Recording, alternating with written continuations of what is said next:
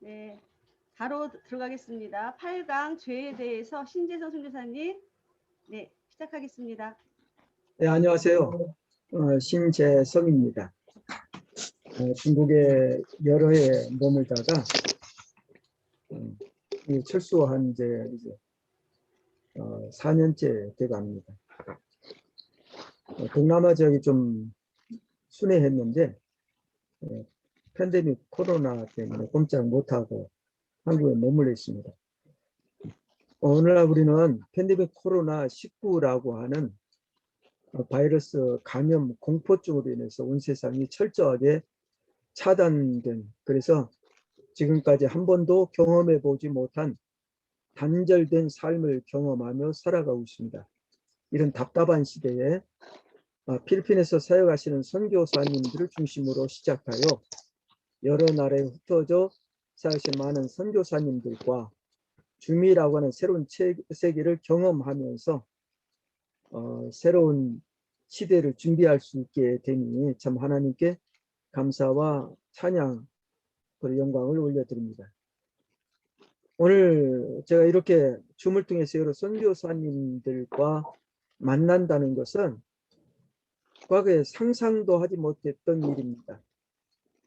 이런 새로운 세상이 열리고 있다고 하는 시작점이라고 생각되어서 나이는 비록 이제 70이 넘어갔지만 아직도 청년의 설레이는 마음으로 가득합니다.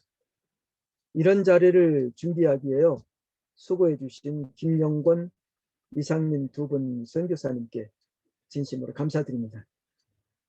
그리고 이 자리에 나오진 않으셨지만 3주 동안 피를 토하듯이 정열적으로 복음의 말씀을 증거해 주신 조성욱 목사님께도 진심으로 감사의 말씀을 전합니다. 이제 그 후속 모임으로 일부 선교사들의 마음을 연합해서 MKMT라고 하는 것이 결성되고 사경회에 참석한 것으로 끝나지 않고 사경회에서 도전받은 은혜를 함께 나누며 각자에게 남겨진 생애 동안 주님의 재림을 대망하며 당대 세계를 복음화시켜야 한다는 절대절명의 사명을 서로 상기시켜 귀한 나눔의 시간을 마련된다는 것이 되었다는 것이 얼마나 기쁘고 감사한지 모릅니다. 제가 순서에 따라서 8강 죄를 자원했습니다. 인생들에게 가장 심각한 문제가 있다면 뭘까요? 죄죠.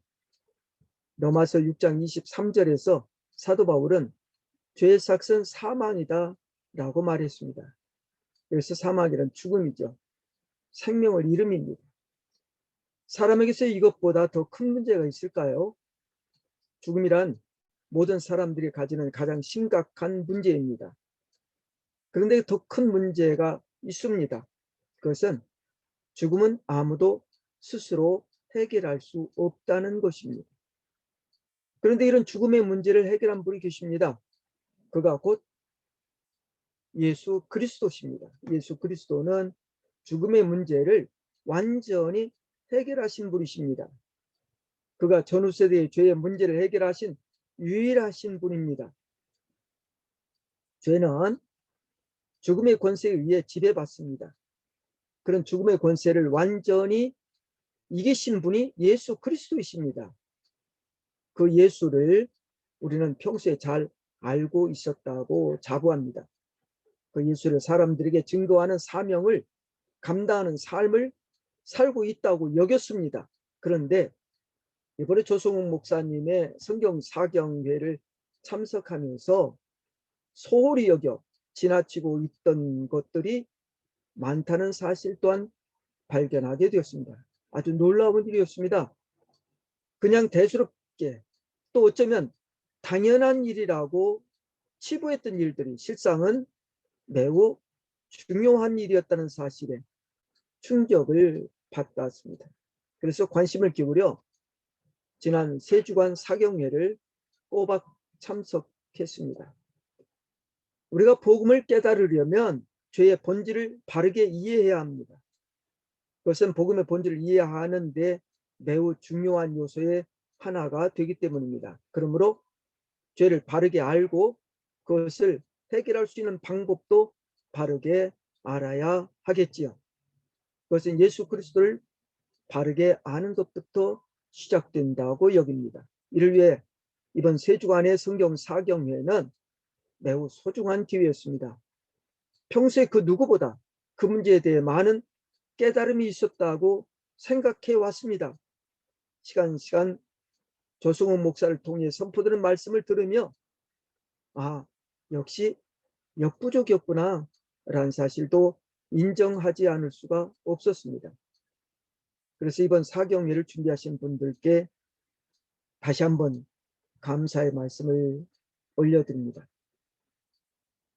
우리나라에는 그리스도를 자청하는 이들이 참 많습니다. 벌써 수십 년 전부터 한국교는 1천만 성도를 자랑했습니다.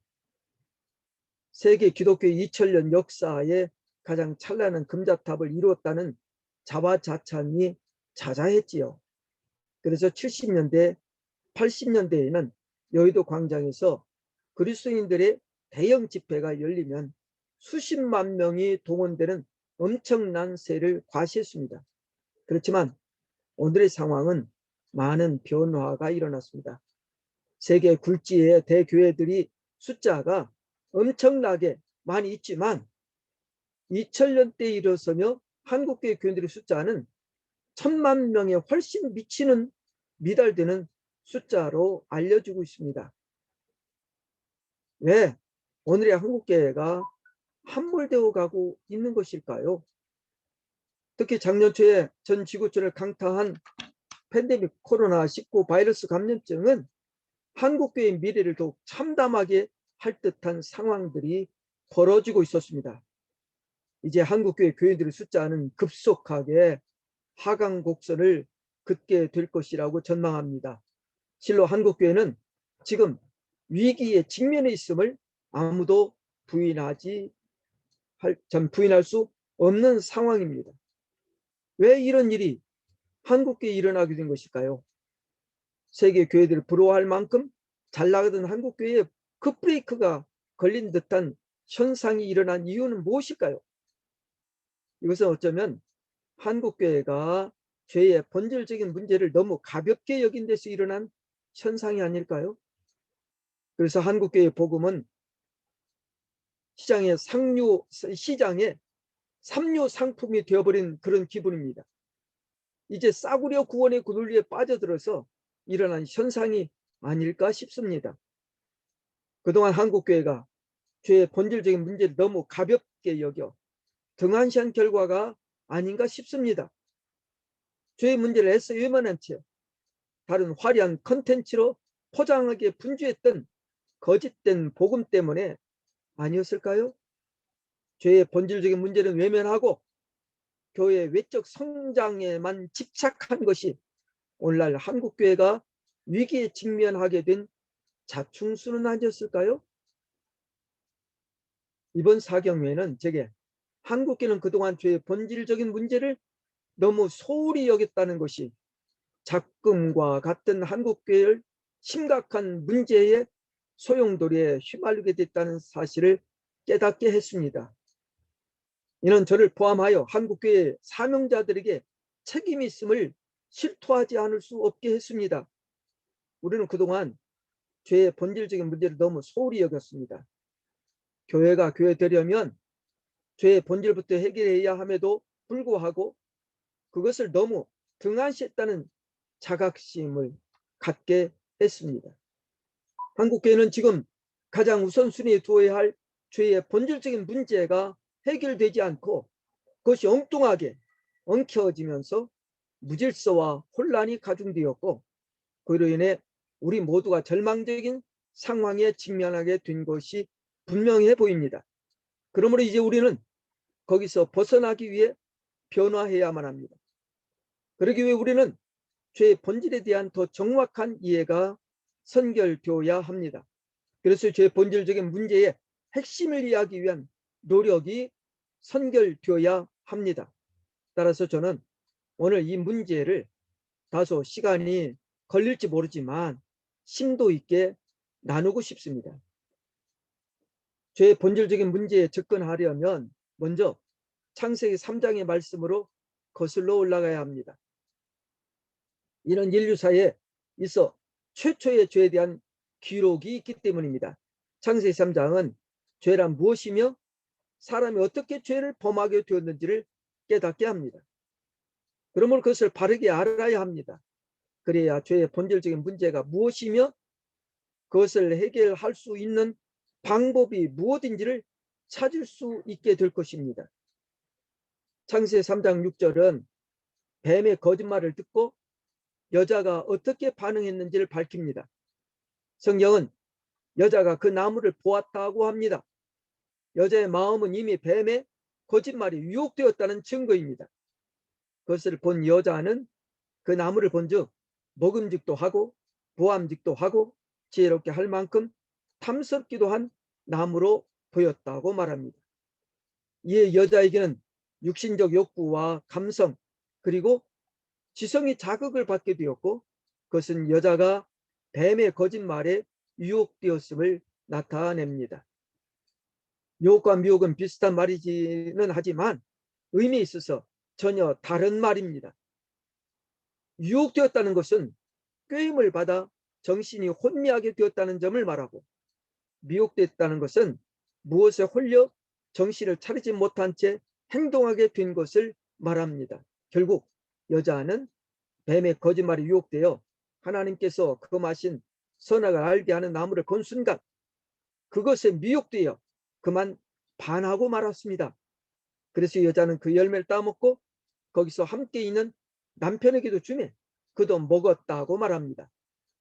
그동안 저는 여자가 뱀의 유혹을 받게 된 것은 그가 자신이 있어야 할 위치를 잊고 자기 혼자 있을 때에 만물 중에 가장 교활한 뱀이 하와에게 접근하여 유혹하게 되었던 것이라고 여겨왔습니다.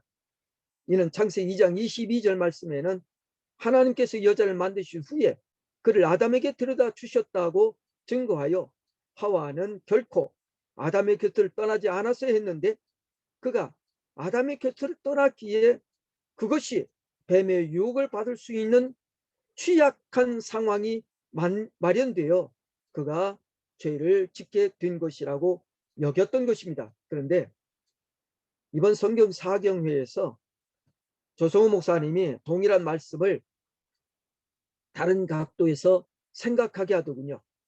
그것은 아담과 하와가 여전히 함께 있었다는 것을 전제로 하는 결의였습니다. 성경에 분명히 있는 것이었는데 참 저도 성경을 아마 100번도 훨씬 더 많이 읽었는데 전혀 생각지 못했던 생각지 못했던 사실을 발견하고 저 자신도 깜짝 놀랐습니다. 아담은 하와가 뱀과 교제를 나누는 현장에 함께 있었습니다. 그러면 아담은 하와가 뱀의 교제를 나누는 것을 제지하거나 차단했어야 마땅한 일이었습니다. 그러나 그는 침묵했습니다. 뱀이 교활하게 하와를 유혹한 말과 하와의 대답이 하나님으로부터 아담이 직접 들은 본래의 말씀과 상당히 다른 내용인데도 불구하고 아담은 아무 말도 하지 않고 지켜만 보았습니다. 하와가 잘못 말할 때 아담은 당연히 그 잘못된 말을 바로 잡아 주었음에도 불구하고 그는 모른 척 외면하고 있었던 것입니다. 하와가 선악을 알게 하는 나무를 보고 그 열매를 따먹는 일이 일어나기 전부터 아담은 그 마음속에 죄의 쓴뿌리가 있었던 것이라고 여깁니다.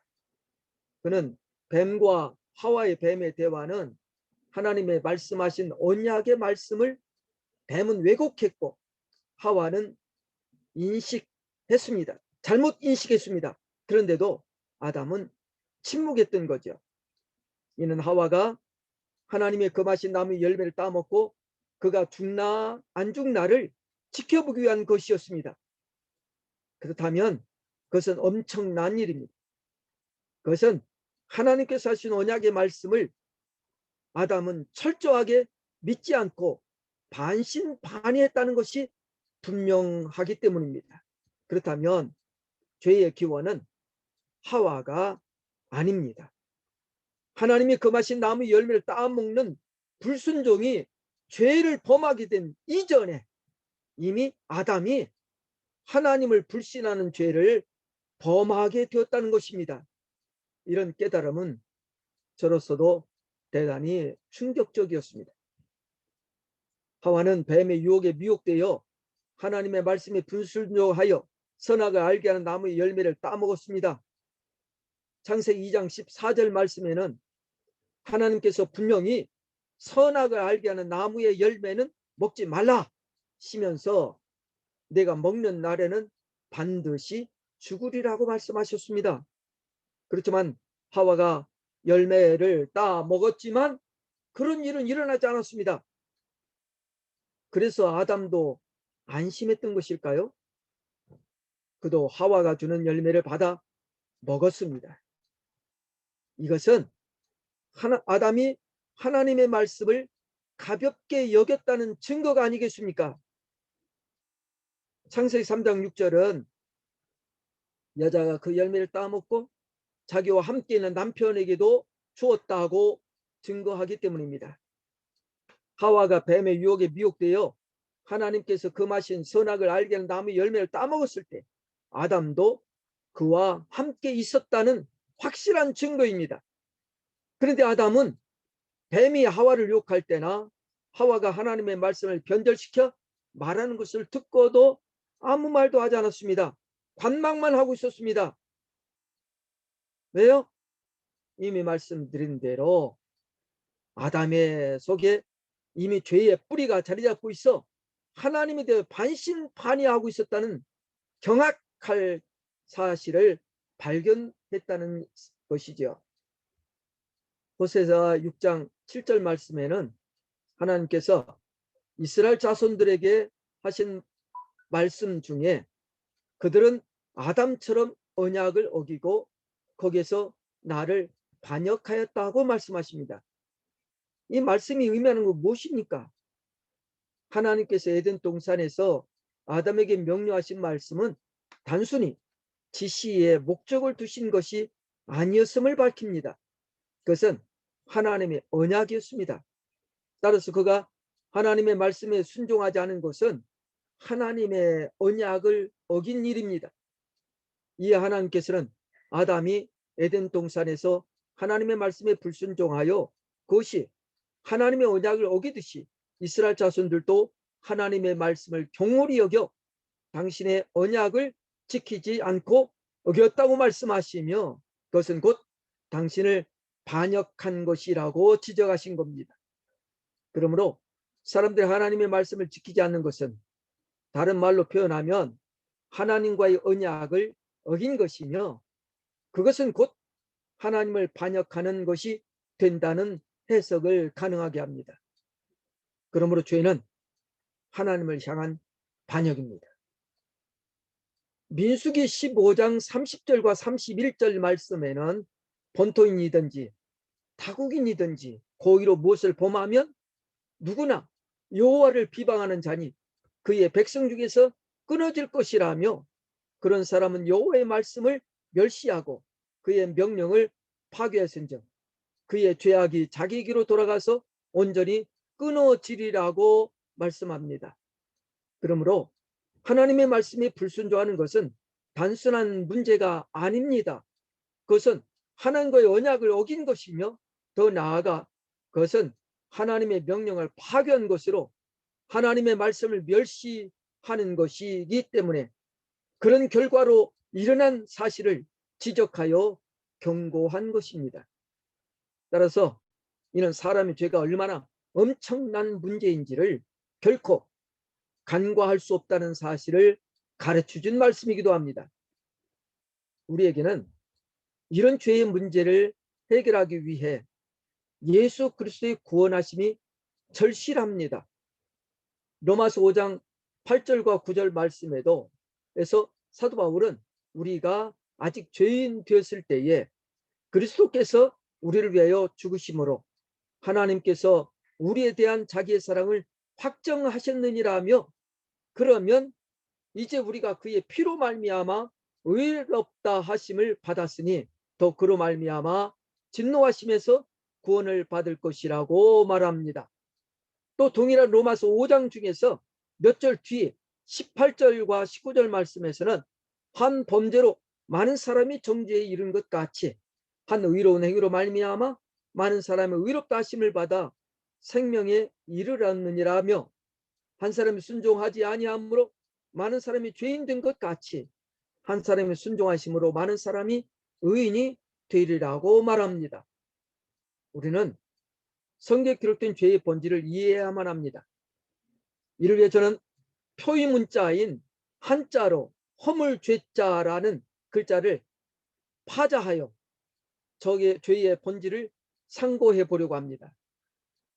제가 PTT를 할 줄 알면, 이런 것쯤은 PTT로 띄우면 여러분 이해하기가 많이 좋을 텐데, 아직까지 저는 PTT를 잘 활용할 줄 모르는 까닭에 만들지 못해 대단히 죄송합니다. 그냥 소리로만 이해하실 수 있게 되기를 바랍니다. 파자라고 하는 것은 한 문자를 이제 획수로 따로따로 때려서 말하는 것입니다. 그래서 제가 말하고자 하는 이 죄죄죄에 대한 파자, 단순히 이건 정설이 아닙니다. 단순히 필자가 임의대로 정한 것임을 유념해 주시길 바랍니다. 먼저 허물죄자를 파자하면 넉사자 밑에 안일비자가 놓인 형국입니다. 그럼 이 말을 그대로 얘기하면 네 가지 아닌 것이 죄다라는 해석을 가능하게 합니다. 안일비자 대신해서 저는 안일부자, 동일한 의미를 가지는 안일부자로 해서 네 가지 아닌 것이 사부가 죄다라는 말씀을 성경적인 근거로 말씀드리려고 합니다. 첫 번째 죄의 본질은 법이 아닌 것, 다시 말하면 불법이 죄입니다. 사도 요한은 요한일서 3장 4절 말씀에서 죄를 짓는 자마다 불법을 행하나니 죄는 불법이라 라고 말합니다. 법은 일반적으로 국가의 강제력을 수반하는 사회규범, 국가 및 공공기관이 제정된 법률, 명령, 규칙, 초례 따위를 말합니다. 이 법법자를 파자하면 삼수변에 갈 것자가 놓여 있습니다. 여러분, 삼수하면 무엇을 상징할 수 있겠습니까? 성부와 성자와 성령 삼위일체를 상징할 수 있습니다. 그리고 갈 것자는 무엇입니까? 가는 것을 말합니다. 법은 무엇입니까? 하나님께 나아가는 것이 법입니다. 그럼 불법은 무엇입니까? 하나님께 나가지 않는 것입니다. 바로 하나님께 나가지 않으면 그게 죄입니다. 세상 어떤 사람도 나 하나님 앞에 나아가야만 합니다. 근데 하나님 앞에 나가지 않습니다. 그게 죄라고 말하는 것입니다. 두 번째 죄의 본질은 오를 의자로 이해할 수 있습니다. 다시 말하면 불의가 죄입니다. 사도 요한은 요한일서 5장 17절에서 모든 불의가 죄로 되라고 말했습니다. 불의는 일반적으로 의리, 도의, 정의 따위에서 어긋나는 것을 말합니다. 이 오를 의자도 아주 파자하면 재밌습니다. 여러분, 오를 의자 위에 있는 것이 어린 양 고자입니다. 어린 양 고. 그 밑에 뭐가 있습니까? 나라고 하는 나 아자입니다. 어린 양 밑에 나 아자. 무엇이 생각나십니까? 우리가 어린 양에게 굴복하지 않으면 그게 죄입니다. 의가 무엇입니까? 예수 그리스도의 밑에 굴복하여 엎드리는 것이 의입니다. 예수님께서는 하나님 외에는 의인이 없다고 말씀하지 않습니까? 의인은 바로 우리가 하나님 앞에 굴복하는 것, 예수 그리스도 밑에 눌려 있는 것입니다. 벗어나려고 하는 것, 그것이 바로 불의입니다. 그것이 바로 죄입니다. 세 번째 죄의 분별은 믿음을 따라 하지 아니하는 것이 죄입니다. 이것을 저는 불신이라고 말합니다. 아니요, 제가 불신을 말하는 것이 아니라 사도 바울은 로마서 14장 23절 말씀에서 의심하고 먹는 자는 정죄되었다라고 말합니다. 정죄가 무엇입니까? 죄를 정했다는 것이 아니겠습니까? 믿음을 나타내는 한자 중에 이 믿음은 믿을 신자로 나타납니다. 여러분, 믿은 실자가 어떻게 쓰는지 아시지요? 사람인 변에 말씀원입니다. 말씀은 성경 보면 요한복음 1장 1절에 말씀은 곧 태초에 말씀이 계시니라. 이 말씀은 하나님과 함께 계시셨으니 이 말씀은 곧 하나님이시라. 우리는 여기서 말하는 하나님이 누구라고 말씀합니까? 이 말씀은 바로 예수 그리스도입니다. 하나님이십니다. 이 하나님을 사람이 가슴에 품지 않으면 그게 죄입니다. 믿음이란 무엇입니까? 예수 그리스도를 자기의 가슴에 품는 것이 믿음입니다. 예수 그리스도를 마음에 품지 못하면 그것이 불신입니다. 불신은 죄의 세 번째 본질입니다. 이런 말씀원이라는 것도 재미있는 말입니다. 간무리변 밑에 두이자 그리고 입구자입니다. 여러분, 간무리 밑에 두이자는 성부와 성자와 성령입니다. 성부와 성자와 성령을 입구자, 입으로 시인하는 것이 믿음입니다. 우리가 입으로 시인하지 아니하면 믿음이 아닙니다. 이것을 우리의 가슴으로 품지 아니하면 믿음이 아닙니다. 그래서 불신은 죄의 세 번째 본질입니다. 이제 마지막 네 번째 죄의 본질은 야고보서를 기록한 야고보서 4장 17절에 사람이 선을 행할 줄 알고도 행하지 아니하면 죄니라고 말합니다. 표의문자에서 행하단 글자를 찾으면 행이라는 갈행이라고 하는 행자를 찾을 수 있습니다. 가지 않는 것, 그것이 바로 행하는 것인데 이 말을 저는 불행이 바로 죄라고 말합니다. 해야 할 일을 하지 않는 것, 그게 불행 아니겠습니까? 근데 여러분, 행자도 아주 재미있는 글자입니다. 행자는 두 개의 글자로 되어 있습니다. 이제 왼쪽에 있는 글자는 일정한 곳을 왼쪽에 있는 두 개의 글자는 왼쪽 뼈는 자축거릴 척자입니다. 자축거릴 척. 그리고 오른쪽 뼈에 있는 것은 안감질 촉입니다. 자축거리다는 게 뭔지 아십니까? 다리에 힘이 없어 가볍게 다리를 절며 걷는 것을 말합니다. 안감진다는 것은요, 한쪽 발을 들고 한 다리로만 꽁충꽁충 뛰는 듯이 걷는 것이 안감질한다고 말합니다. 그렇다면 이 두 개의 글자는 장애인들을 말하고 있습니다. 다리가 불편한 장애인이 둘이 어깨를 나란히 하고 함께 걷는 것을 말합니다. 한쪽 발 가지고는, 아니 두 발이 다 힘이 없어 자축거리는 사람, 다리 하나가 없어서 꽁충꽁충 뛰어야 되는 사람, 이 사람이 어깨를 나란히 하고 있으면 앞으로 걸어갈 수 있다는 이야기입니다. 우리는 운동장에서, 저는 어렸을 때에 이제 2인 삼각 놀이가 있지요, 운동이 있지요. 가운데 다리를 묶어놓고 두 사람이 걷는 것을 말합니다. 누가 빨리 걷는 것, 2인 삼각과 같은 관계, 이것이 바로 갈행자입니다. 앞으로 나아갈 행위입니다. 함께 하지 아니하는 것, 이것이 죄입니다. 선교사님들이 선교지에서 각자 따르국밥처럼 사역하는 거 죄입니다. 하나님께서 선교사들 한 곳에 모아주셨을 때는 함께 협력하여 그 지역을 복음화시키고 하나님께 인도하라고 보내주신 것이지, 각자 자기의 재능만, 자기 잘난 것만 드러내서 자기 업적만 키우라고 보낸 것이 아닙니다.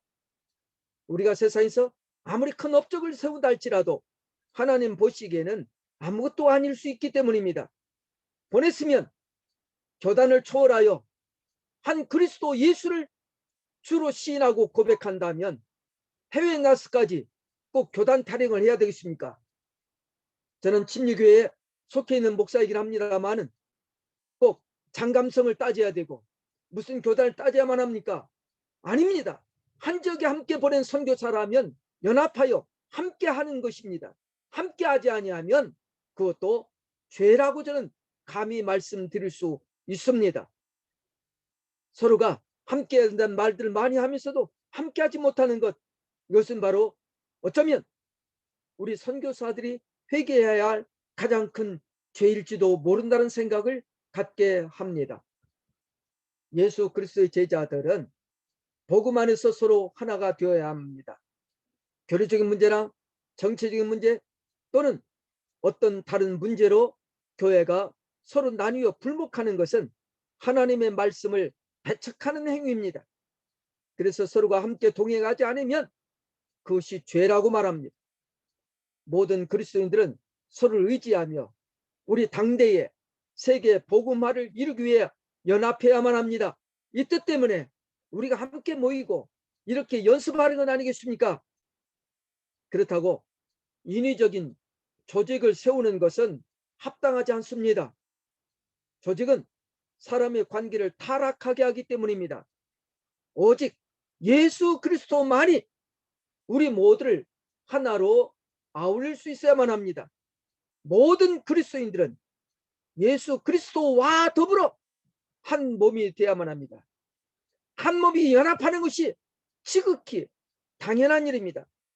그런대로 우리는 하나 되지 못하는 것, 그것은 바로 죄의 본질적인 마지막 본질, 불행 때문입니다.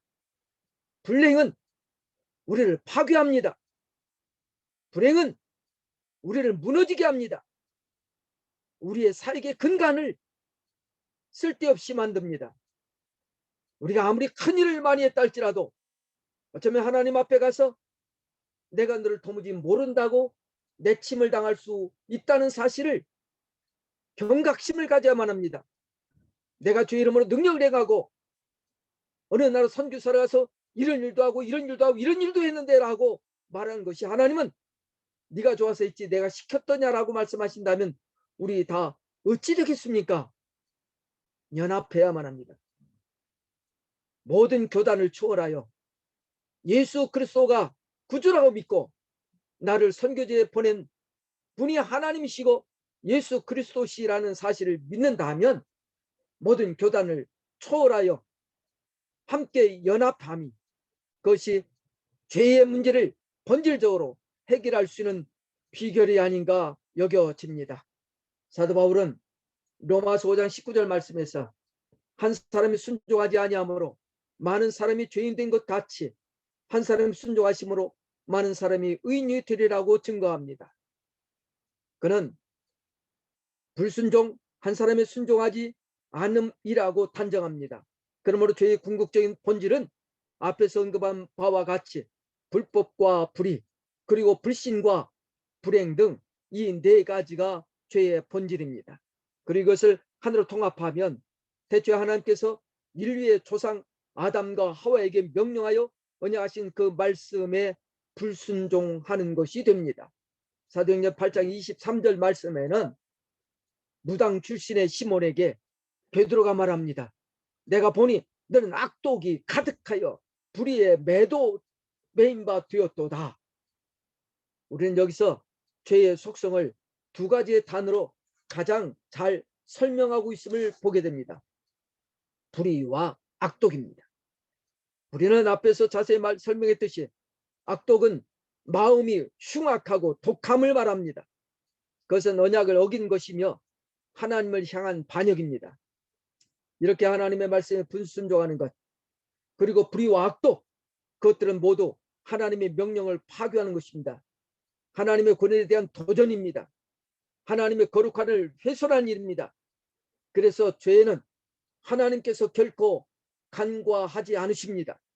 그것 때문에 하나님께서는 인류의 조상을 에덴 동산에서 쫓아내셔야 했고, 쫓아낸 인류를 다시 회복시키기 위해 예수 그리스도를 성육신 하셔야만 했던 것입니다.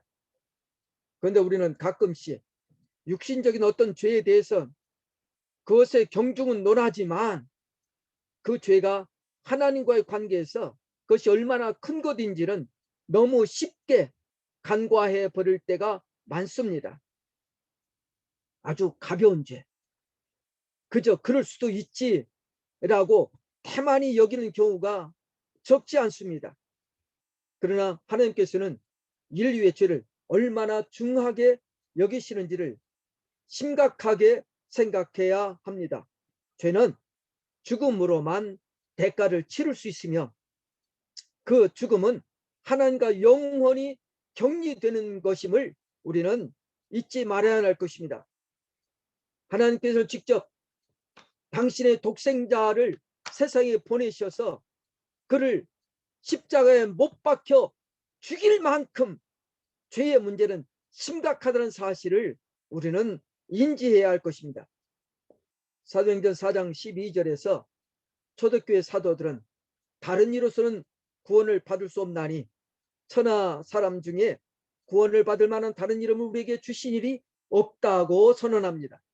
참으로 누구든지 예수 그리스도를 믿으면 구원함을 받습니다. 하나님의 자녀가 됩니다. 이를 위해 사람들은 자기가 죄인임을 깨닫고 예수님께서 자기 죄를 대속하여 십자가에 못 박혀 죽으시고 장사 지낸 지 사흘 만에 다시 부활하셨다는 사실을 믿어야만 합니다. 입으로 신하여 구원함을 얻는다고 하니 중심은 믿지 않으면서 입으로만 중얼거리듯이 예수를 믿는다고 그게 참 믿음이겠습니까? 죄의 본질을 버리지 아니하고 죄의 본질 가운데 갇혀 살면서도 나는 예수 믿는 사람이야 라고 하면 구원받겠습니까? 아니지요. 진정한 회개는 죄의 본질에서 떠나는 것입니다. 야고보는 그의 편지 1장 15절에서 욕심이 잉태한 적 죄를 낳고 죄가 장사한 적 사망을 낳느니라고 말합니다. 사도 요한은 요한일서 3장 8절에서 죄를 짓는 자마다 마귀에게 속하나니 마귀는 처음부터 범죄함이라면서 하나님의 아들이 나타난 것은 마귀를 멸하려 하심이라고 증거합니다. 그렇습니다. 앞에서 선교사님 말씀하신 대로 죄의 배경에는 항상 마귀가 도사리고 있음을 유의해야만 할 것입니다. 안타까운 일이지만 이 사실은 부인할 수 없습니다.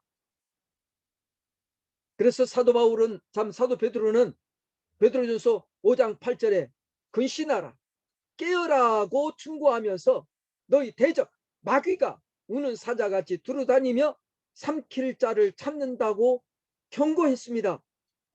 지금도 끊임없이 우리로 하여금 죄의 올무에 걸리도록 부단히 조그마한 틈새만 있어도 공격해 들어오는 것이 사탄이 아니겠습니까? 우리는 죄의 결과에 대해 너무 소홀히 여길 때가 많습니다. 죄의 결과는 죽음입니다. 대초에 하나님께서 친히 말씀하시기를 선악을 알게 한 나무의 열매를 따먹지 말아라. 내가 먹는 날에는 반드시 죽으리라고 말씀하셨음을 우리는 결코 잊지 않아야 될 것입니다. 죽음은 우리가 죄 가운데 이미 죽어 있다는 사실을 확인시켜 주는 것이 죄의 본질입니다. 영적인 죽음을 이미 확인하는 것이 죄의 본질을 벗어나지 못했음을 우리들에게 보여줍니다. 이제 그 가운데서 벗어난 것, 예수 그리스도의 보혈의 공로를 믿고 죄의 본질에서 우리 스스로가 탈출하기 위한 몸부림이 필요합니다. 그런 사람들을 주의 성령께서는 붙잡아 주시고 이끌어 주실 것을 믿습니다. 이 문제를 우리는 좀 더 생각해 볼 필요가 있습니다. 사도 바울은 에베소 2장 1절 말씀에서 그는 허물과 죄로 죽었던 너희를 살리셨다고 말씀합니다. 로마서 6장 23절에선 죄의 삭은 사망이다 말합니다. 그리고 모든 사람이 죄를 범하였음에 하나님의 영광이 이르지 못한다고 말합니다. 이 말씀을 우리가 어떻게 이해해야 할까요? 우리는 본래 하나님의 형상대로 지음을 받았습니다. 우리의 모습에서 우리는 하나님의 영광을 볼 수 있는 존재였습니다. 그러나 지금은 어떻습니까? 인류의 조상이 죄를 짓고 에덴 동산에서 쫓겨나면서 우리는 하나님을 떠나게 되었습니다. 하나님의 영광, 하나님의 형상을 잃어버린 바 되었습니다. 이제 우리는 그것들을 회복해야 될 줄 믿습니다. 회복하는 길은 바로 죄의 본질의 문제를 예수 그리스도 앞에 내어놓고 그분에게 나아가야 될 줄 믿습니다. 하나님의 말씀의 성경은 죄의 형벌을 지옥이라고 말합니다. 우리가 죄에 대해서 쉽게 오해하고 있는 것이 있습니다. 그것은 죄의 형벌은 죄의 경중에 따라 차이가 있지 않을까라는 생각입니다. 그래서 성경은 그것을 따지지 않습니다. 죄의 경중은 무의미합니다. 단순하게 죄의 크고 작은 것을 따지지 아니하고 결과는 지옥이라고 선포합니다. 도덕적인 거룩한 삶을 살아간다고 무죄한 것이 아니고 흉악한 죄를 범했다고 그가 흉악한 죄인이 아닙니다. 우리 모두는 하나님을 등지고 있는 한, 하나님께 나아가지 않는 한, 하나님을 마음에 모시지 않는 한, 예수 그리스도 앞에 굴복하지 않는 한, 우리 모든 형제와 자매들이 하나로 연합하지 않는 한 우리는 돌이킬 수 없는 죄인이란 사실을 인정하고 돌이켜야만 할 것입니다. 참으로 죄의 본질은 머릿속에 있는 관념으로만 것이 아닙니다. 우리의 삶의 다방한 모든 부분에서 인식되어지며 날마다 이 모든 것들을 극복하기 위해서 최선을 다하는 몸부림치는 이런 삶이 우리들에게 필요한 줄 믿습니다. 우리는 지난 사경회에서 조성호 목사님이 청년 시절에 자기가 죄에 대해 얼마나 자각했는가를, 얼마나 그것 때문에 몸부림쳤는가를 간증하는 이야기를 들었습니다. 그렇습니다. 이것은 우리가 일생 동안 자각하며 일생 동안 이 문제를 가지고 예수 그리스도 앞에 엎드려 몸부림치는 삶을 살아야 할 것입니다. 단순히 한 자리에서만이 아니라 나아가 하나님 앞에 나 자신이 겸비하게 엎드리는 그런 삶이 우리는 죄의 본질을 벗어날 수 있게 한다는 사실을 기억해야만 합니다. 세상 사람들도 하늘은 스스로 돕는 자를 돕는다고 말합니다. 예수님께서 떠나시면서 내가 다른 보혜사를 보내시겠다고 말씀하신 이유가 무엇이었습니까?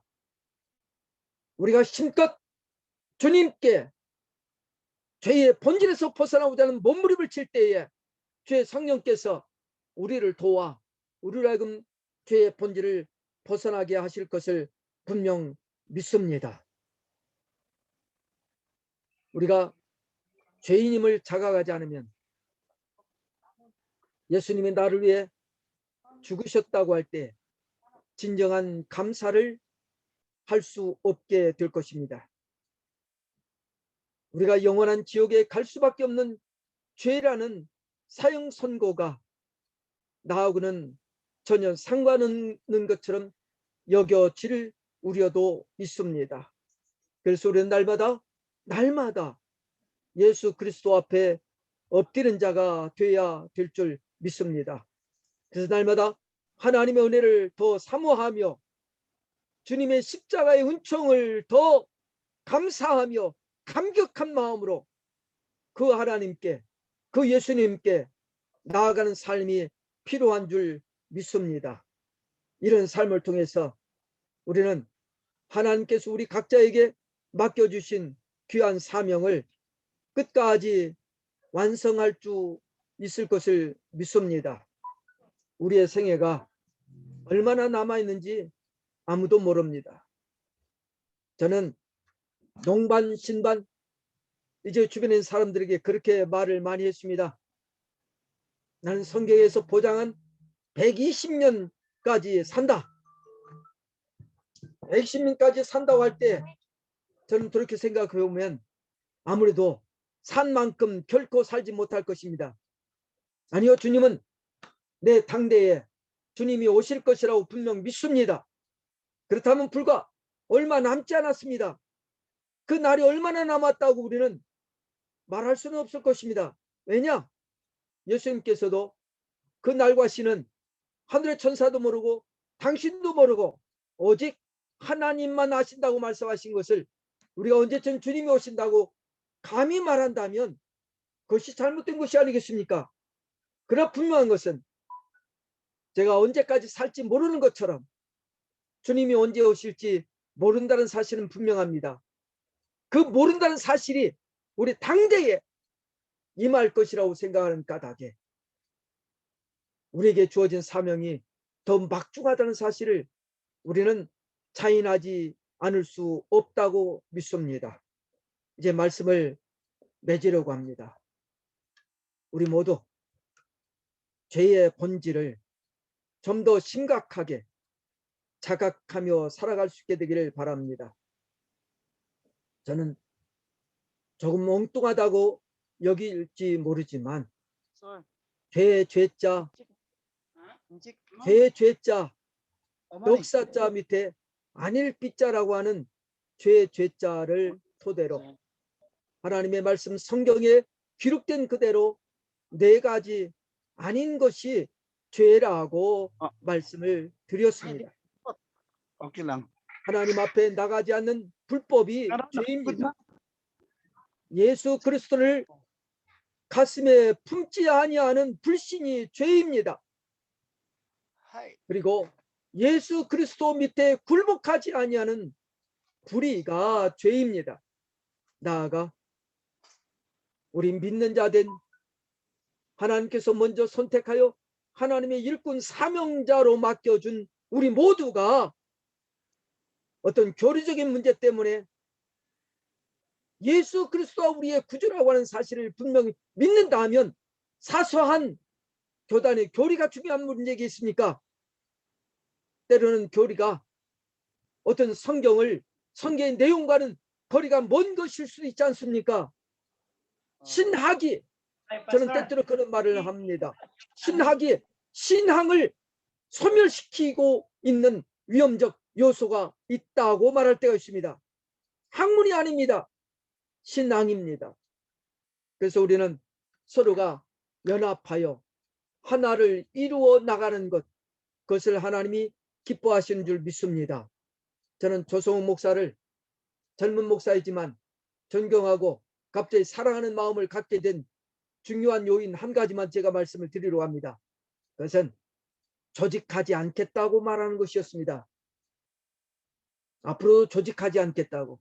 그래서 저는 한 가지, 저는 공식적으로 말씀드린 바도 있지만 우리 모임이 자칫 잘못하면 조직화로 나아가면 그때부터는 이미 모든 것 끝장났다는 생각을 가지셔야 될 줄로 압니다. 조직은 부패합니다. 조직하지 않으면서 예수 그리스도를 머리로 하고 우리 모두는 하나의 지체가 되어 연합할 때 연합된 우리를 통해서 하나님은 크고 놀라운 일을 이루실 것입니다. 조성욱 목사님, 조직하지 아니하였기에 하나님은 그를 통하여 많은 사람을 연합하게 하셨고 많은 사람을 통하여 우리가 지난 3주간 보았던 것처럼 엄청난 일을 하고 계시지 않습니까? 이제 우리도 그 가운데 편승할 것입니다. 조직이 아니라 예수 그리스도 아래서 하나로 연합하는 동행하는 삶이 우리 모두에게 있게 될 것입니다. 이런 기대감을 갖습니다. 감사합니다.